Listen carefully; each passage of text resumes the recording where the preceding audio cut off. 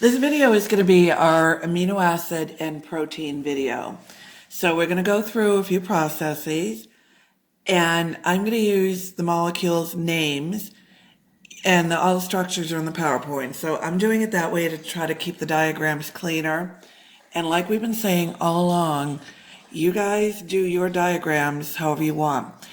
If the structures make it more relevant to you, do that. If you need the cleanliness to see what's going on, do that, and then look at the structures in the PowerPoint. Whatever works. And something that I forgot to mention, the diagrams that I'm starting out with when I put something under the camera and draw on it, all of those are in the PowerPoint except the Krebs cycle one, which is a separate file on your Brightspace. So all of my documents or all of my diagrams that I work with are on Brightspace for you, either in the PowerPoint, and I don't lock the PowerPoint, so you can take out just the diagram if you want to take it out of the slide, or the Krebs cycle one stands, it's just a file by itself. So anyway, what I would recommend, and again, we've talked about this in class, get the diagram, follow along with it, do your own diagram as I do it. So you end up with your notes by you, for you. That's the project quarter 2 that you're working on. Quarter 5, it's what I hope you're using as your notes now. But the point is to have those notes by you, for you. So when you get asked a question on that material, you're going to pick up what that question is, click whatever you need to click in your head to be able to answer it. So anyway, we're going to talk about proteins today, and we break the proteins down into amino acids. So in the PowerPoint, we talk about how we break the peptide chain down and everything, ultimately getting our amino acid.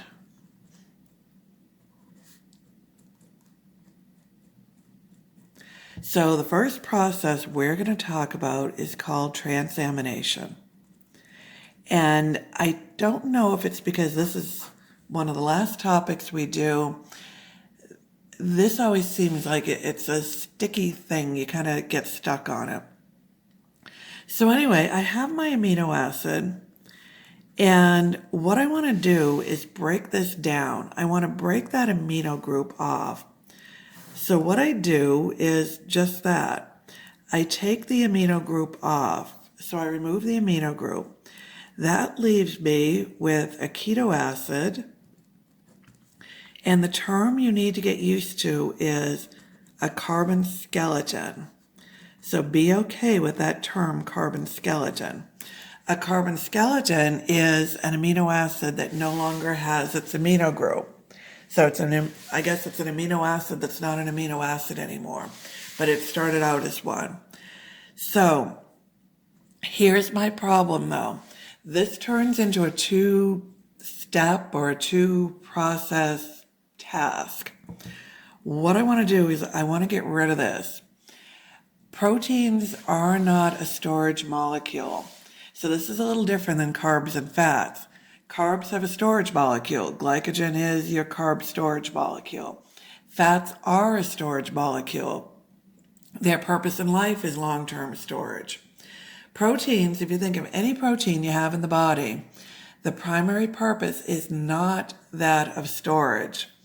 And we've talked about in the board exam, when you get asked, here's a little scenario kind of thing, if you do, assume you cannot hit proteins as a fuel source unless they tell you ate one. And we've said this before, but the reason I'm telling you that is there are questions out there. You ate this, you ate that. What process are you going to do? If you take proteins that are your proteins in your body, out of the equation as a fuel source, that takes you right to the answer they're looking for, at least in the questions that I've seen. If you don't do that, you're looking at the question saying, well, it could be this, it could be that. But that idea, excuse me, I'm sorry, that idea seems to work to get you out of this either or thing. So anyway, proteins are not a fuel source unless you're eating protein. Yours are not. So when I break these things down, I can't leave that nitrogen floating around. There's a lot of detrimental effects to my tissues, my body and everything. So I have to get rid of it. That's my ultimate goal now. So I take it off. I form that keto acid or the carbon skeleton. My problem is I can't just take it off and leave it there. I can't get it off. When I take it off, I have to put it onto something. The molecule I put it onto is alpha-ketoglutarate. So when I put an amino group onto alpha-ketoglutarate, that makes me glutamate. So this is one of the kind of sticky points that I get a lot of questions about. So look at it this way. Remember how with your shuttles, you made something, crossed the membrane, unmade it, whatever. It's kind of the same idea. Alpha-ketoglutarate is my amino holder. So when it's holding the amino group, call it glutamate. That's one way of looking at it. When I add the amino group to that molecule, it becomes the molecule that is glutamate. But if you look at it as the holder, I think that makes it gel in your head a little bit more. So I couldn't just set it free. I'll do that later. I had to put it on something. It's on its holder. That makes me glutamate. So now I have this keto acid, this carbon skeleton, freed up, ready to go, give me energy. This is how I get the energy from my proteins that I eat. So the reason we're able to do proteins kind of fast at the end is when we actually name these carbon skeletons, what to do with them. So the examples that you see most often are these. If the amino acid I start out with is aspartate, and I take the amino group off of aspartate, it becomes something you've seen. So if I end up with oxaloacetate, how do I get my energy out of it, or what do I do with it? Well, I kick off the Krebs cycle with it. It reacts with acetyl-CoA, sends my Krebs cycle into action. Or I might need glucose. It goes into gluconeogenesis. So that's one example you'll see a lot. Another one, let's say I have alanine. And I take the amino group off of alanine. And I'm drawing the funny arrow. I don't want this to look like it just instantly becomes. If I take the amino group off, it does become, so we could write the proper reaction. But anyway, when I take the amino group off of alanine, I end up with pyruvate. Now, what do I do with pyruvate? And you already know what you do with pyruvate. It goes into either the pyruvate dehydrogenase complex, Krebs cycle makes me energy, might go into gluconeogenesis, make me glucose, depending on what I have in the cell. So that's two examples of carbon skeletons and how I get my energy out of them. I picked those two because I think they're the two you most commonly see as examples. So a couple things with transamination. My enzyme is an aminotransferase or an AKA. Little less likely, I think, that you'd see this, but I have seen it. It's a transaminase. First part of the word or first part of the enzyme name is going to be the amino acid's name. So aspartate aminotransferase, alanine aminotransferase. You guys in quarter 5, remember your ALT, AST, kidneys, liver, stuff like that? Here's your ALT and your AST. So when you guys are doing lab values, quarter 2, this is for you too, even though you haven't seen these. When you're doing the lab values, think about where did those lab values come from? Makes your life a lot easier than trying to memorize them. So that's going to be my enzyme name. So transamination is a reversible process. It's a reversible process where in the direction that we've drawn it, we're doing metabolism. We could also, and we'll do this in a few minutes, we could also go the opposite direction. And when we're doing that, we're trying to make ourselves amino acids. If we're making them, of course, they're non-essential amino acids. It's essential that we eat our essential amino acids because we can't make them. That's our only way of getting them. We can make our non-essential amino acids. Okay, so that's transamination, and let's do an aside quick. I want to make sure you guys get, in case you're relying more on the recordings than the PowerPoints. You need to know your essential amino acids. So go to the PowerPoint, make your list, flashcards, whatever you do. There's a little mnemonic in the bottom corner that's the first letter of all the essential amino acids. And it's Private Tim Hall. What's not on the PowerPoint is a couple of things about Private Tim Hall. Private Tim Hall always argues, and what I mean by that is arginine is essential because you have essentials and non-essentials that start with A and start with T. So you know what you're going to get asked.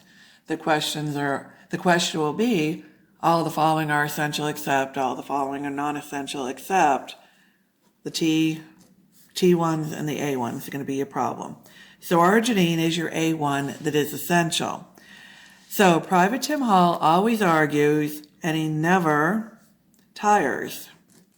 Spell tires, British, be British, do Tyres, because tyrosine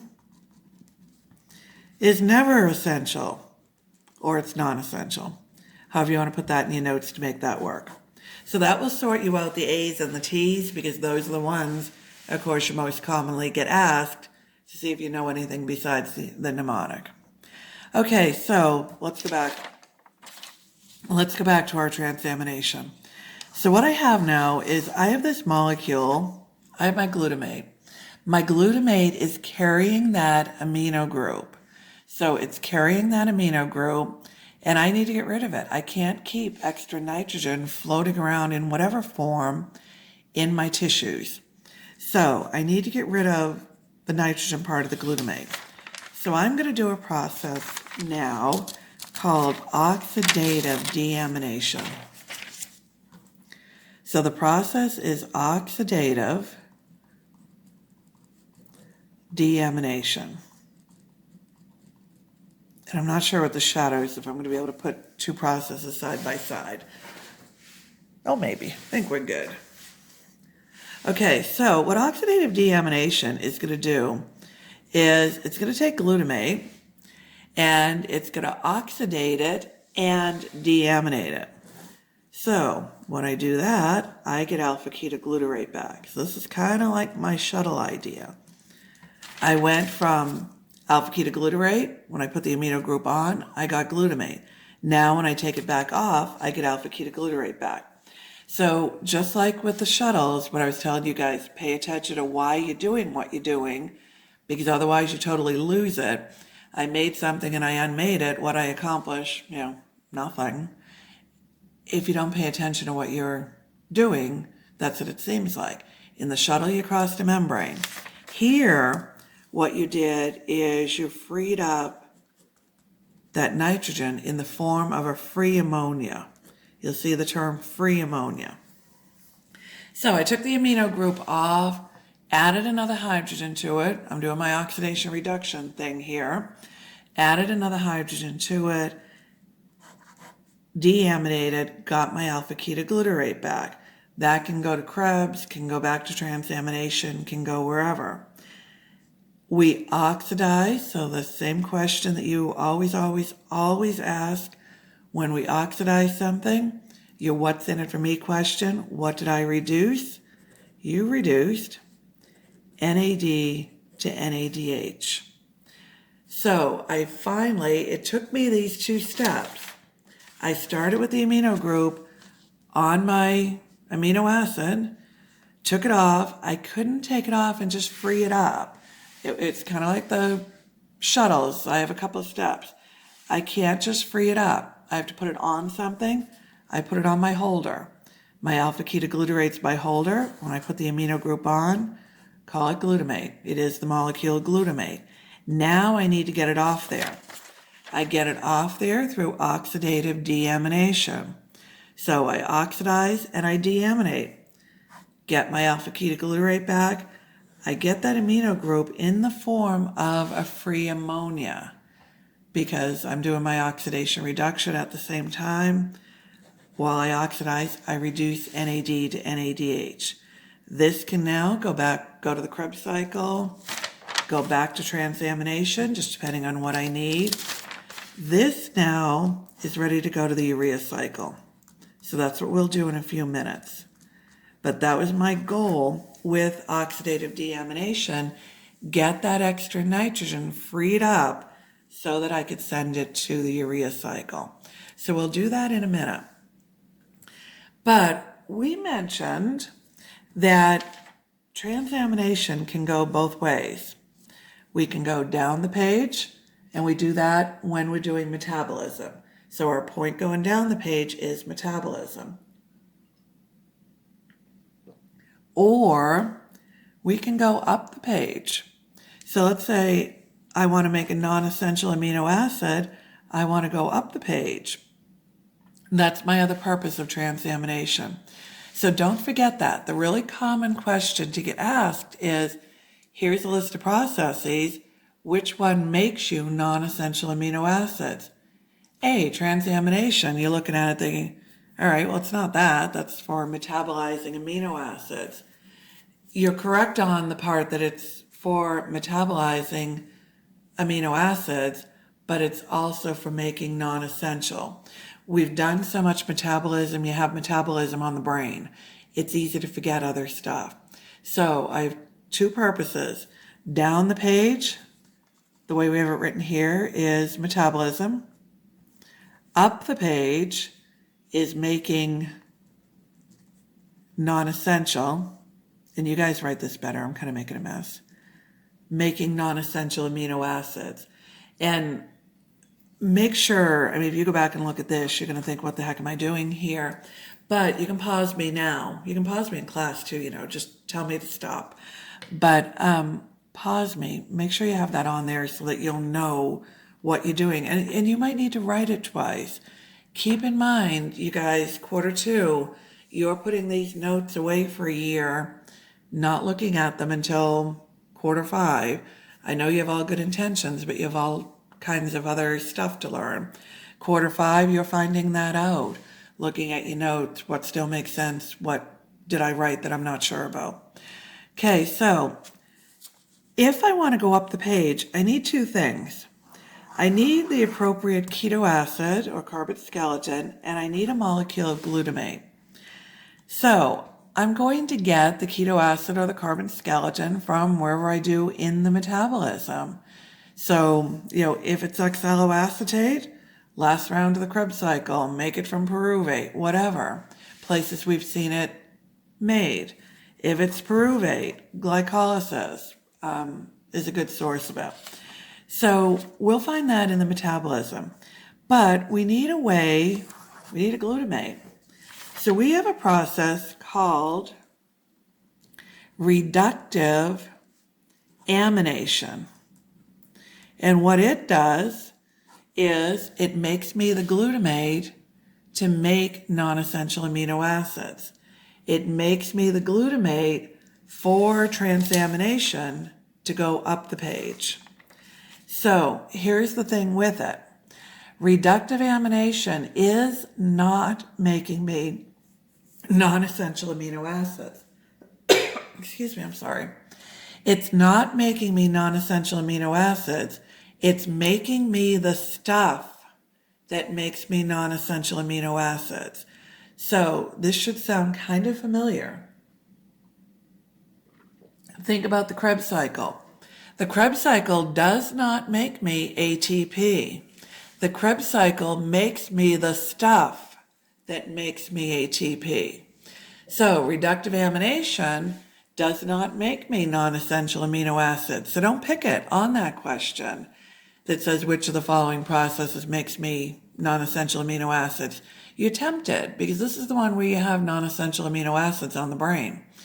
But don't pick it because it does not make me, in general, non-essential amino acids. it makes me glutamate the stuff that makes me non-essential amino acids. So what it does, and again, this is going to be your choice, whether you want to write it up the page, down the page. I'll go down the page this time. It takes an alpha-ketoglutarate. Might have gotten it from last oxidative deamination, might have gotten it from the Krebs cycle. It aminates it. So when I aminate alpha-ketoglutarate, I get glutamate. So that on-off thing. So I do it by putting a free ammonia on. That's my source of my nitrogen, source of my amino group. I'm reducing, so I have to oxidize something. What I oxidize is NADP. Can't believe I'm saying that, getting recorded. NADPH to NADP. So I oxidize NADPH, not NADH. That P really isn't written bigger if you are doing it properly.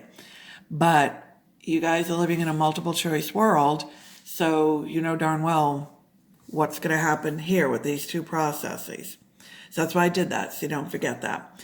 So I oxidize NADPH to NADP. So the enzyme that does both of these separate different processes, separate different irreversible processes, is glutamate dehydrogenase. So this has mess with you during multiple choice question moment written all over it. These are two separate irreversible processes that just so happen to use the same enzyme. So for the reaction to be reversible, everything has to be the same. Not everything is the same. When I'm doing oxidative deamination, I reduce NAD to NADH. When I do reductive amination, I oxidize NADPH to NADP. So be careful there. Think about the kinds of questions you get asked. We're doing application based. I don't know if the boards will or not, but patients, like we said, are application. So you have to be able to do the application stuff. But one way you know from experience now that you very often get asked about processes in a multiple choice format is all of the following are products or reactants except. So two big things that somebody would go after if they're going to go after you with that. So there's two things I'm after. If I'm asking you, all of the following are products or reactants except with oxidative deamination and reductive amination. One of those is, do you know which direction you're going with the alpha-ketoglutarate and glutamate? So in oxidative deamination, I'm going glutamate to alpha-ketoglutarate. Reductive amination, alpha-ketoglutarate to glutamate. So make sure you know which direction you're going there. The structures are huge in that. When you do it, what I would do, my notes, if I were heading for part 1 of the boards, quarter 2 final, quarter 5 final, I would have my structures, and I'd have my names. I know I'm more likely to get asked names in the multiple choice questions, but I would take advantage of how visual I am, and most chiros are. Auditory, forget it. I'm all about visual, and most people are. So I would have, that amino group shown on the glutamate in probably gator orange or something, and the rest of the molecule in blue. So I would see that orange thing, on here, that orange thing on here, blue and all blue, or whatever works for you. Take advantage of your learning style. And you do that with the structures if you do happen to be visual. Doing it just by name is pure, blatant memorization. That's what does not stick with you. And I know I'm on my soapbox, But you quarter five, some of you know I'm right because you did this. You know who you are. You memorized, and now you're back at square one. So take the time, quarter twos, to understand it. So you're not back at square one like some of those guys are. Memorizing. Give yourself the picture. The structure is the picture. It will make your life easier later. So anyway, all the following are products or reactants except, see what you know which way you're going with the alpha-ketoglutarate and glutamate. Also, the other thing you can go after with that is, do you know which one has the NADP? Do you know which one has the NADH? And do you know which way you're going with them? The way you remember which way you're going with them is the reduction is what's going on with the alpha-ketoglutarate and glutamate. So this has to be the oxidation. The oxidation is what's going on with the glutamate and the alpha-ketoglutarate. So this has to be the accompanying reduction. Which one has the P? I've heard you guys with some little jingle, and I don't know it, something OPQR, whatever, attaching the P to the R of reductive amination. You could probably Google that or make it up, whatever. So anyway, you have to know, of course, which one goes where and what's going which direction.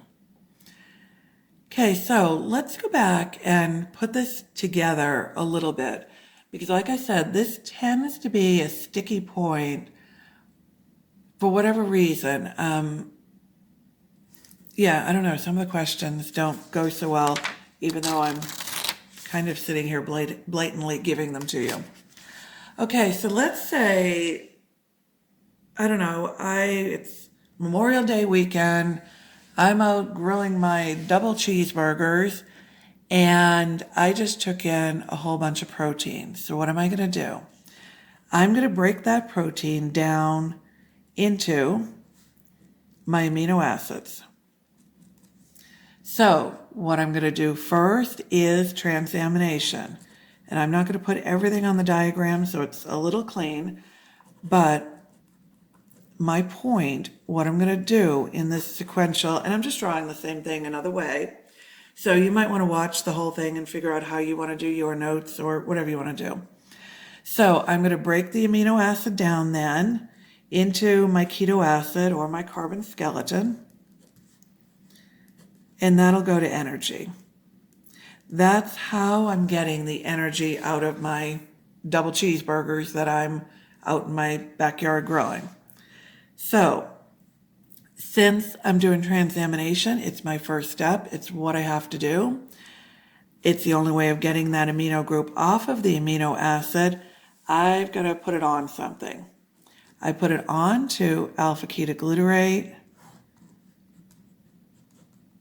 That gives me my glutamate. So that was my transamination. Down the page, as we drew it in the first diagram. So down the page here, because my goal is protein metabolism. So I got the keto acid or the carbon skeleton freed up. I'm going to energy. That's me getting my energy out of my proteins. But I can't leave this nitrogen now floating around in my tissues. I have to do something with it. I have to get rid of it. So now I'm going to do oxidative deamination. Second process that we did. So that's going down this side of the page, what we just did. So I'm drawing the same thing over again. I'm just putting it together. That gets me my alpha-ketoglutarate back. So what? It's a holder. It can go and recycle. It's getting me my free ammonia. Good. That's what I want to do. That's going to go to the urea cycle. So I can get rid of it. That's what we're doing next. And so what? I reduce NAD to NADH. But I do it because I have to oxidize something when I reduce. I have to reduce something when I oxidize. They just go together.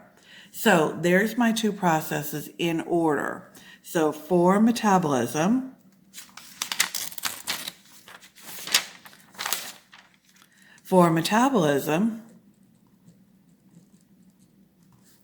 I do transamination followed by oxidative deamination. So for metabolism, for breaking down proteins, metabolism of proteins, those are the two processes I do. Get that nitrogen freed up and go to the urea cycle with it. Transamination got the energy containing part of my molecule freed up to go to whatever process it's going to go to. Okay, so now let's look at making our non-essential amino acids. What am I going to do there? And again, they're non-essential. It's essential to eat the essentials because you don't have the enzymes to make them.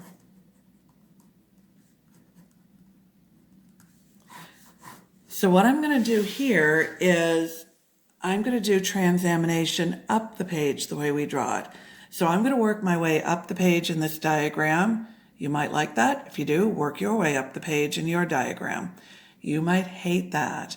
You want to start at the top of the page and draw down? Have at it. And that's why you're doing your notes by you, for you. I can't emphasize that enough, although I know you guys think I'm emphasizing it more than enough. So if I want to make a non-essential amino acid, I need a couple things. I need the appropriate keto acid or carbon skeleton, and I need a glutamate. Because what I'm about to do is I'm about to do transamination, the reversible process. I'm about to do transamination up the page. So I need these two things. I need the glutamate, I need the carbon skeleton. So I'll get the carbon skeleton from wherever I happen to get it in the metabolism, a pyruvate, oxaloacetate, whatever. So I get that from the metabolism, I'm going to get the glutamate now from reductive amination, which did it. So what do I do there? Take an alpha-ketoglutarate, take free ammonia,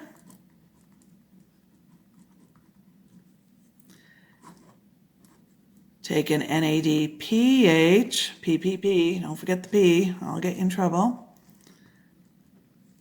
And I put the free ammonia and the alpha-ketoglutarate, or use the free ammonia for the amino group on the alpha-ketoglutarate, make myself a glutamate. Doing it as a reduction, I have to oxidize something. I oxidize NADPH. So now I have myself a molecule glutamate. I have my carbon skeleton.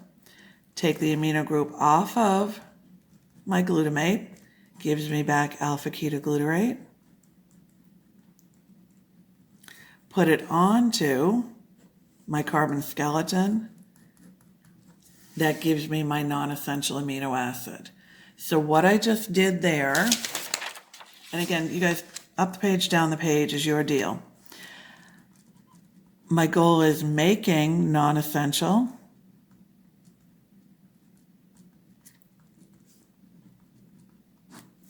I'm going to do reductive amination, followed by transamination. And again, some of you guys don't like this up the page, down the page. You draw it your way. It's all about you. Reductive amination followed by transamination. So now think about the question we asked earlier. I said, which of the following processes makes me non-essential amino acids? Transamination. That was the one, lost my sheet. That was the process that actually had as its product the non-essential amino acid. The reductive amination made me the stuff that makes me non-essential amino acids. Here's another one that's nice. So my options are transamination,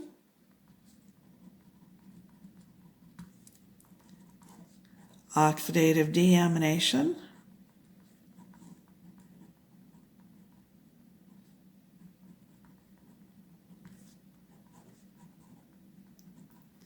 reductive amination.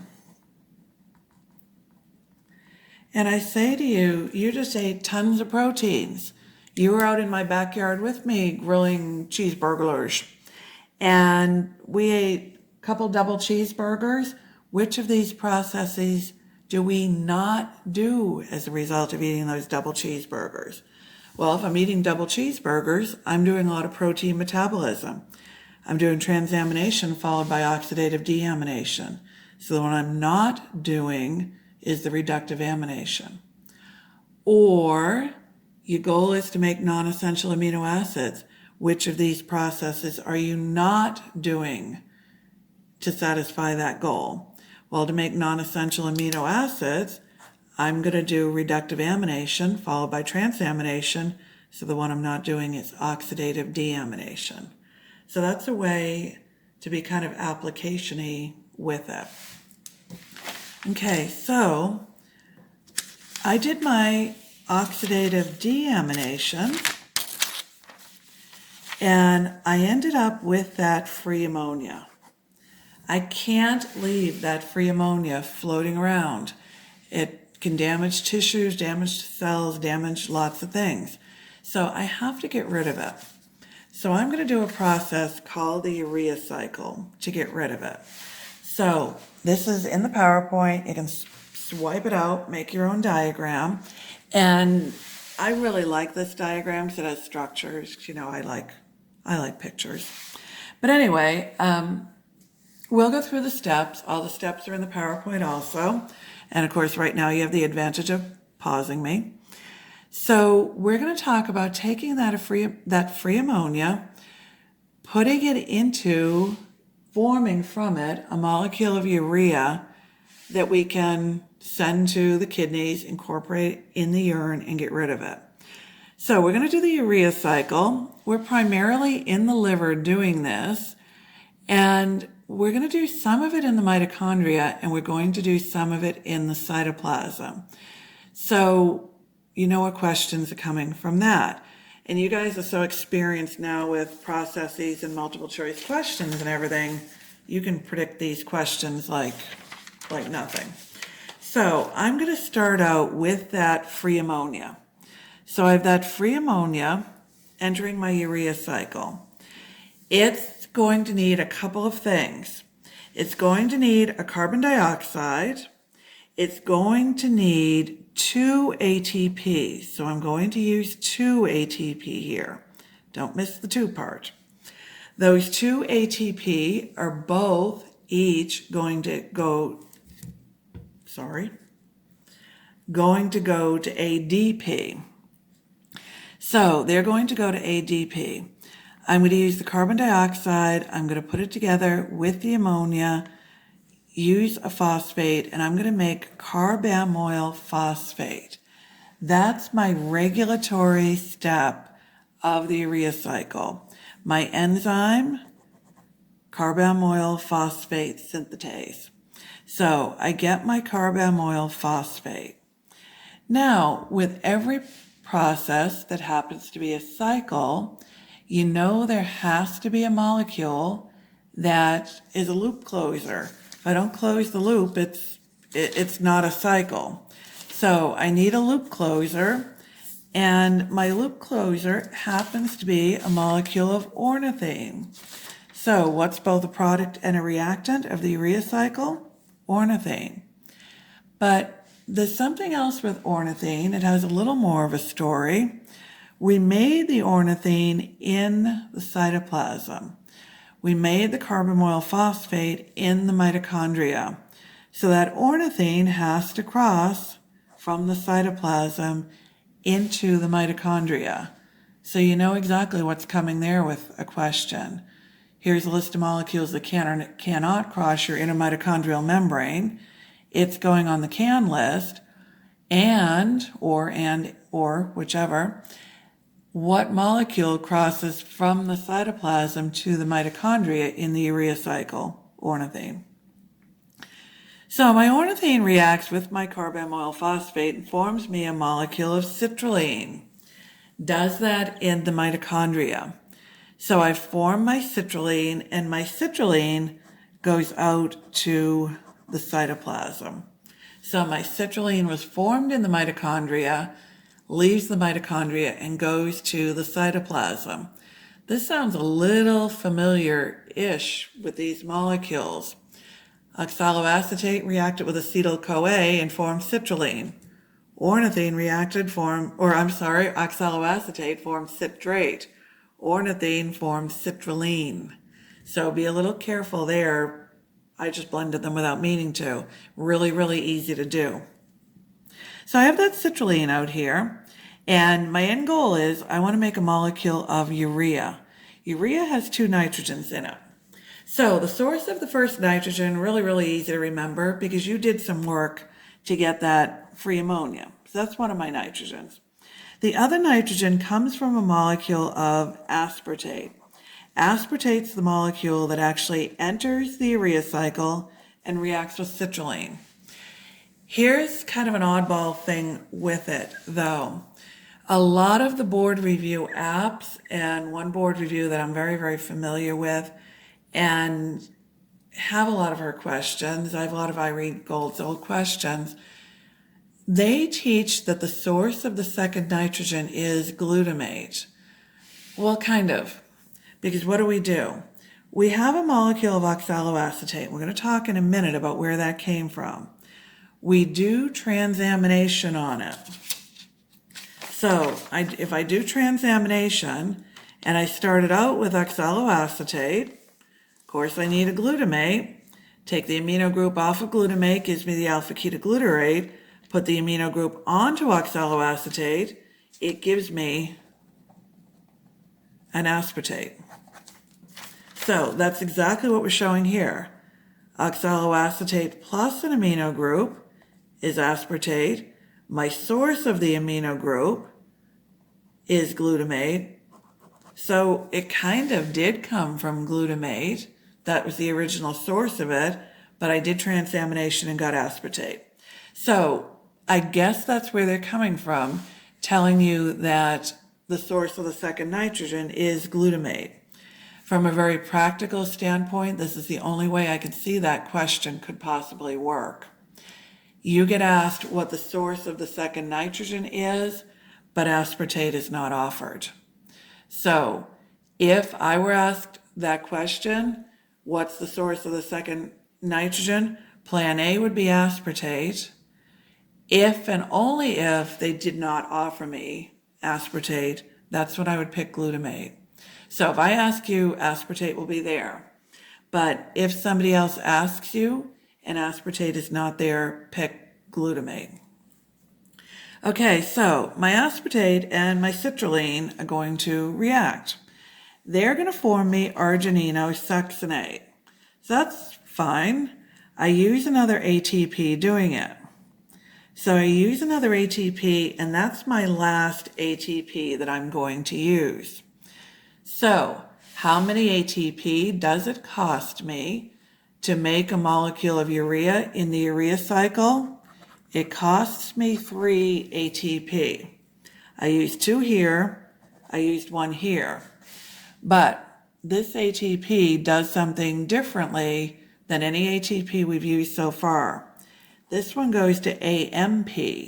So I took 2 phosphates off. I took 1 phosphate off going from tri to di, then another one off going from di to mono. So I used 3 ATP in the urea cycle. I took off 4 phosphates.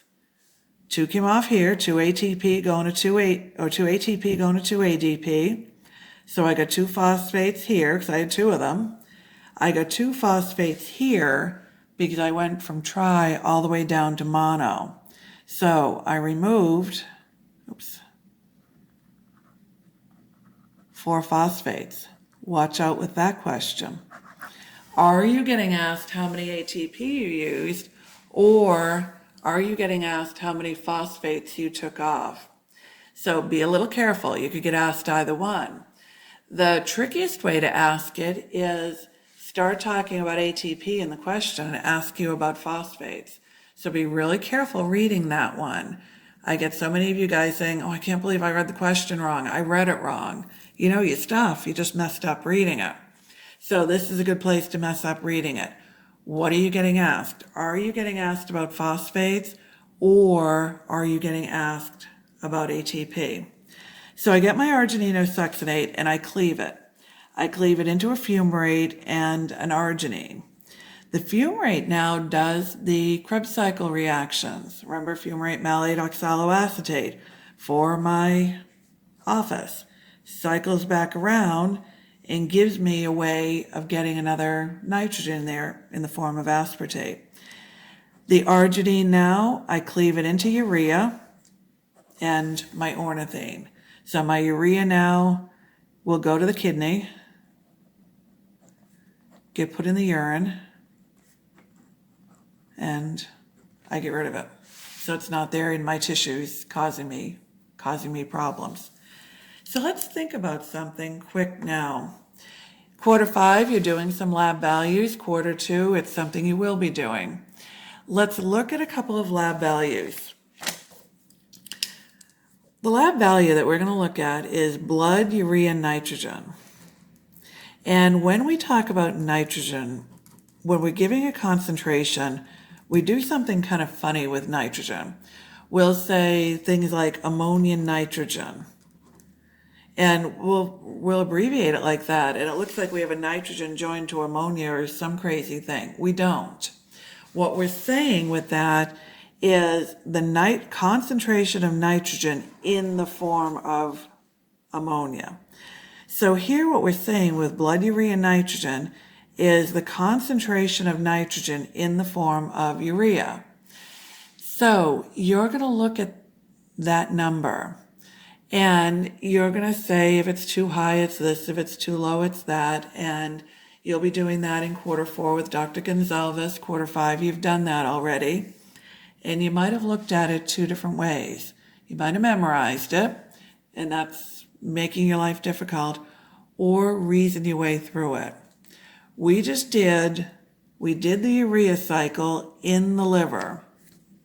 So we did the urea cycle in the liver, made the urea in the liver, and we sent it to the kidney to get rid of it.